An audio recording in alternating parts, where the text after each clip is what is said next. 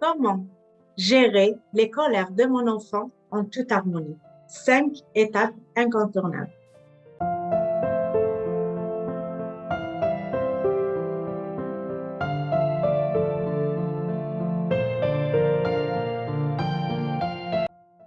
J'imagine que vous êtes fatigué de voir vos enfants crier, faire des crises de colère, se rouler par terre, lancer des objets partout. Parfois pour des raisons que vous trouvez banales, futiles. J'ai un petit bobo, mon ami ne veut plus jouer avec moi, j'ai plus envie d'aller à l'école. Avant tout, j'aimerais définir ce qu'est la colère. La colère n'est qu'une émotion. C'est un état affectif qui nous tombe sur la tête, mais qui est heureusement passager. Tu vois, la colère, c'est un ressenti qui est légitime. C'est comme une sorte de langage pour exprimer un besoin. Quand on n'a pas le langage, quand on n'apprend pas à l'enfant comment exprimer ce besoin, donc il va se servir de comportements dérangeants pour attirer l'attention des parents. Donc nous, en tant que parents, on est responsable d'aller chercher le message qui est caché derrière ce comportement dérangeant de nos enfants. Première étape pour gérer les colères de mon enfant, c'est vraiment de prendre du recul. Prendre du recul veut dire observer la scène de la colère, comme si elle était projetée sur un écran télévisé, un écran mental télévisé, de manière à ne pas me laisser submerger par toutes les émotions qui remontent quand j'assiste à un tel comportement. Souvent, ce sont des émotions qui sont enfuies à l'intérieur de moi. Donc, ce comportement va venir réveiller ces émotions qui sont reliées à des blessures antérieures. Ce sont des blessures que je n'ai pas pris le temps d'accueillir ou d'accepter. Exemple, si lorsque j'étais jeune, mon père était colérique, à chaque fois qu'il exprimait ses colères, il finissait soit par nous crier dessus, par nous humilier, par, on va dire, peut-être nous taper. Donc, c'est vraiment, la colère est reliée à des émotions qui sont en fait enfuies à l'intérieur de nous. Donc, le fait de voir mon enfant faire une colère, c'est automatiquement, je vais relier de manière inconsciente, bien sûr, cette colère à toutes les émotions de tension, de rejet, d'humiliation que j'ai vécues lorsque j'étais jeune.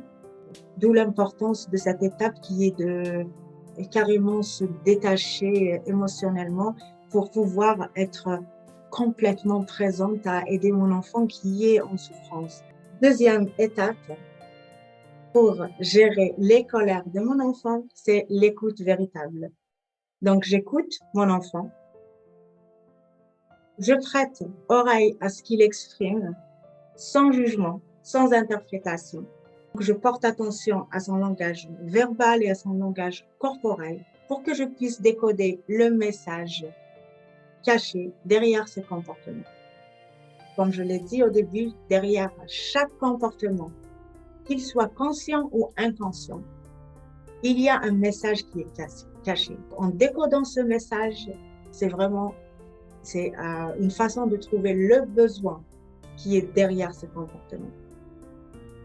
Lorsque mon enfant va sentir que je suis disposée à écouter ce qu'il a à me dire, donc il ne sera pas obligé d'intensifier ses colères pour attirer encore plus mon attention, pour pouvoir me passer le message, le besoin qui n'est pas comblé. Dans le cas de l'enfant qui a un bobo, au lieu de banaliser son bobo et de lui dire « Ok, ben, c'est pas très important, c'est juste une petite égratignure, ça va guérir » ou pour revenir à l'exemple de l'ami qui ne veut pas jouer avec lui.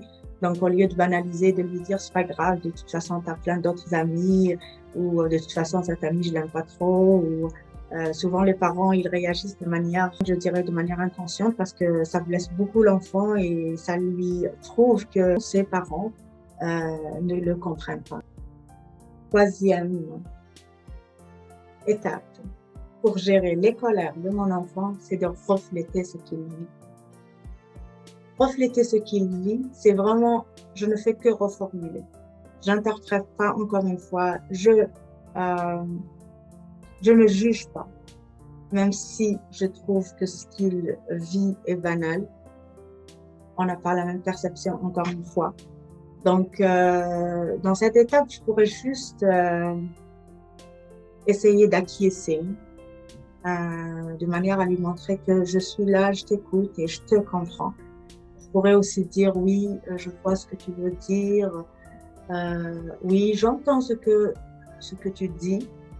Et puis parfois reformuler carrément ce qu'il vient de dire. Oui, je vois que ce bobo te fait mal. Oui, je vois que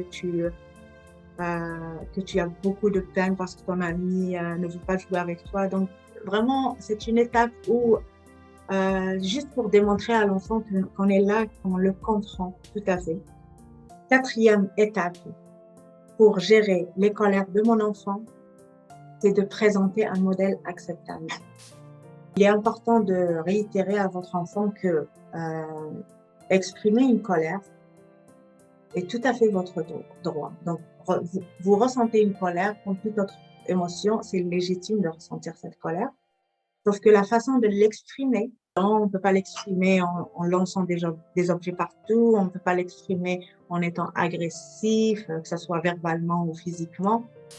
Cette étape est importante parce qu'on convient une bonne fois pour toutes du modèle acceptable que l'enfant pourrait utiliser pour exprimer sa colère, pour exprimer ses besoins, les besoins qui sont derrière la colère exprimée.